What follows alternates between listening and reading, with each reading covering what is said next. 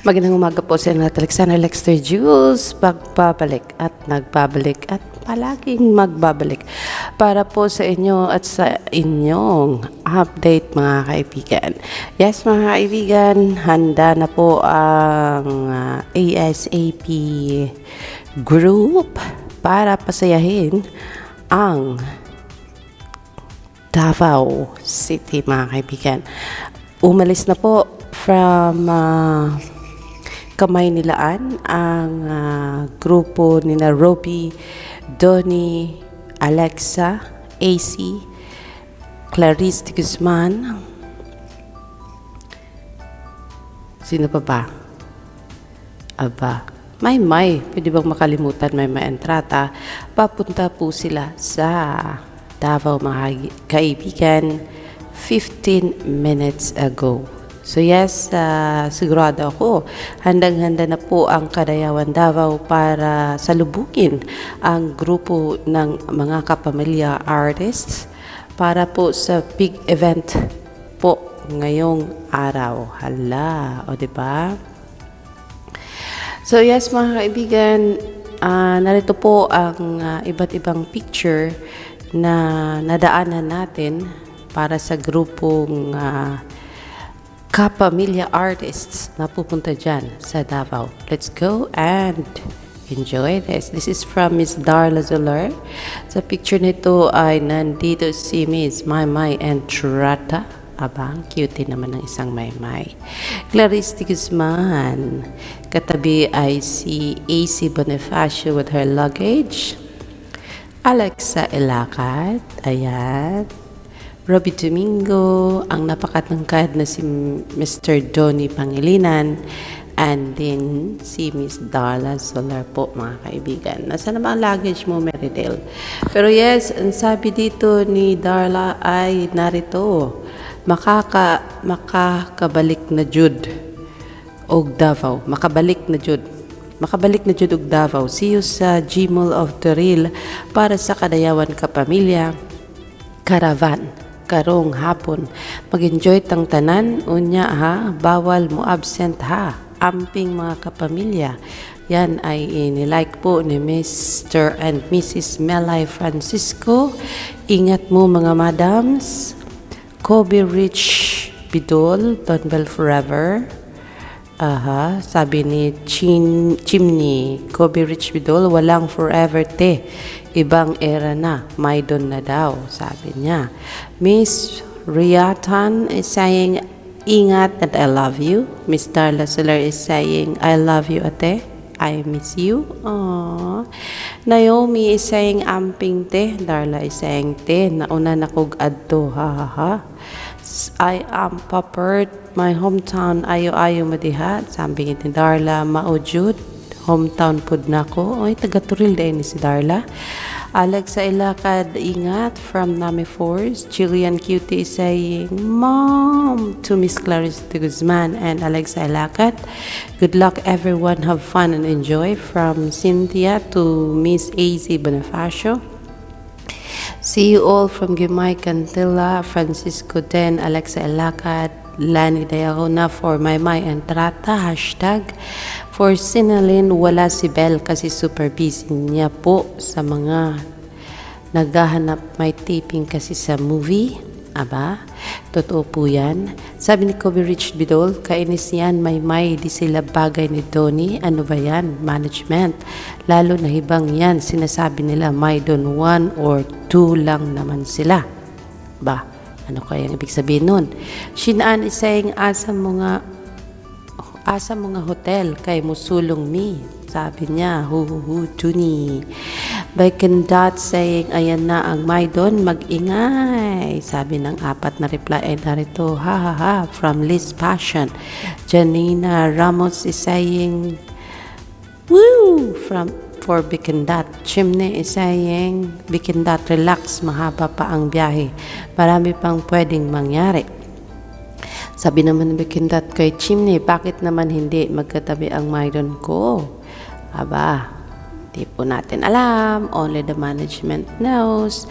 Pero yes, hindi po na stop ang usaping Maymay and Donnie po sa tawag dito, sa X world or sa Twitter world, mga kaibigan, kasi hanggang ngayon ay pinag-uusapan pa rin nila po itong bagong project ni Maymay Entrata and Tony Pangilinan. Nako naman. So yes, sino ba ang hindi excited? Sabi dito ni sabi ni Sab, kung si Maymay kaya ang gawin ninyong leading lady, Donnie, sa teleserye niya, try lang para ma-worldwide trending gabi-gabi. Yun ang sabi ni Sab bago pa man niya malaman na itong si Maymay pala ay parte na ng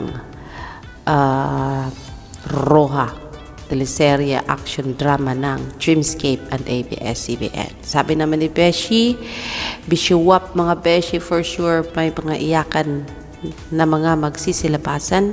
Magpapakabait na muna ako, sana kayo rin. Block nyo na lang sila, iwasan ang mga papansin, di sila kasali. Thank you Lord for the blessings for Maymay daw and Donnie. Sabi ni Mita Rizon, yes, dead man na lang sa mga mababasa natin, be happy and be positive na lang. Oo, ingat po tayo kasi the last time, that was why kumunti ang project ni Maymay and Edward last time dahil lang daw po yun sa mga toxic na mga fans ni Maymay and Edward na talagang palaging inaaway ang management, ang manager, si Miss Darla, at even yung mga desisyon ng ABS-CBN, ng Star Magic, ng Star Pop, ng Star Music ay palagi nilang inaaway ito. Binibigyan ng mga napaka-negative na comments sa mga thread, ng mga post ng management, ng ABS-CBN, ng Star Music, Star Magic, even Star Pop. Hindi po nila tinantanan, pati mga Kapamilya Network, Kapamilya Online, yung pang mga ganun, mga post, ng mga video, talagang ang daming mga negative comment from Mayward Flyers, mga kaibigan. So sana ay natuto na tayo doon at be positive lang ngayon at be happy na binigyan nila ng break ulit itong si Maymay Entrata at binigyan ng acting project. Mag-iwas-iwas po tayo sa pang-aaway, basta masaya lang tayo, magpa-trending palagi, at sa mga pa-trending natin, iwasan po makipagsalungat doon sa mga mga taong gustong awayan si Maymay at i-bash si Maymay. Tapunan na lang po natin ng mga positive comment, mga kaibigan, instead na negative comment. Basta magpa-trending na lang po tayo every day, every night, lalo na pag mag-umpisa na po ang showing, at sana po ay purya usog, sabi ng mga Tagalog. Purya bati, sabi nila, na baka mamaya hindi na naman matuloy gaya ng mga project na nangyari noon, tapos bigla na lang nawala, o diba, na parang bula. So yes, let's hope this time ay dire-diretso na itong blessing na ito. And yes, as what I've said, iwas-away po tayo at magpasalamat na lang po tayo sa mga blessings na binibigay kay Maymay Entrata, sa mga projects, sa mga kanta, sa mga guestings, o diba? And yes, lalo na ngayon ay magkasama si Maymay and Donnie sa Davao. Iwasan po ang pagiging negative and let's be positive all the time, mga kaibigan. O, diba? So yes, sabi ni Beshi, sa totoo lang, every Wednesday or every punta ko sa Redeem dito sa church sa amin, lagi ko isinasama na at ipinagtitirik pa daw niya ng kandila ang Maydon, na may times na parang gusto ko sumuko, pero napakalakas talaga ng powers ng prayers. Hanggang ngayon nanginginig pa din ang mga kamay ko, at dahil yan po sa mga hindi niya mapigilang mga emosyon na tawag dito at hindi niya rin ma-imagine na mabigyan nga ng break itong si Maymay and Donnie together, and it is not just a movie but a teleserye. Sabi nga po ng kampo ng Don Bell, huwag kayong mag-alala, staying strong naman si Donnie at Bell. O diba pa nga, galing Vietnam itong si Donnie, ay dumiretso ito sa taping ni Bel Mariano para magsama sila ng 4 days sa isang hotel kasama ang kanilang mga kaibigan. At ayun, pinagbigyan ng kanilang direktor ito na magkaroon ng bonding time si Donnie and Belle, At yun daw yun.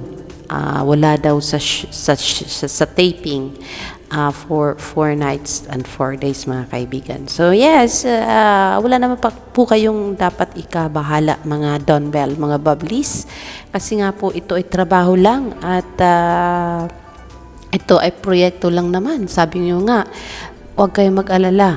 Madali lang ang teleserye na yan. Kaya daw po ng How to Spot a Red Flag na mabilisan lang matapos. Pero yes, syempre para sa mga Maidon, they want it stronger and para sa mga manonood and longer na. Sabi nga nila, ayan, challenge yun sa inyo.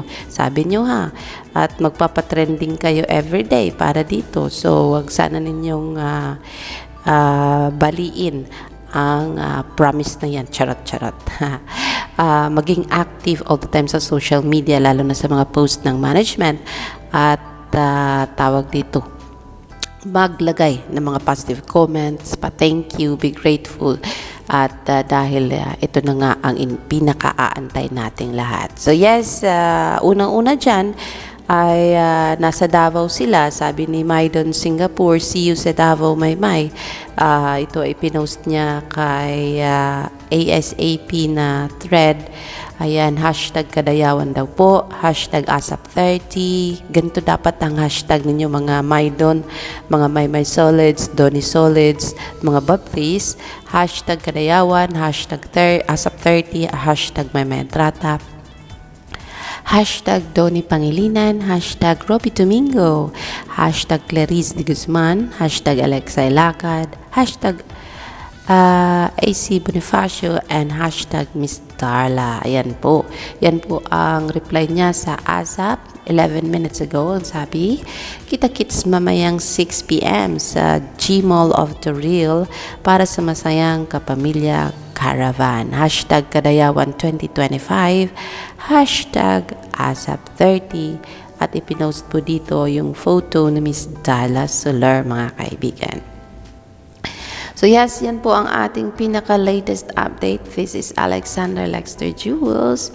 I will see you later for more mga kaibigan. Dito lang sa ating channel na nagmamahal kanino? Sa kanya May, Edward, Robbie, Darren, Donny, Bell, AC, Alexa. Inilakip na rin natin itong si SB19 Stella Hero na napaka-pogi at marami pang iba, o diba? So yes, this is Alexander Lexter Jewels. See you in a bit for more. Magandang umaga.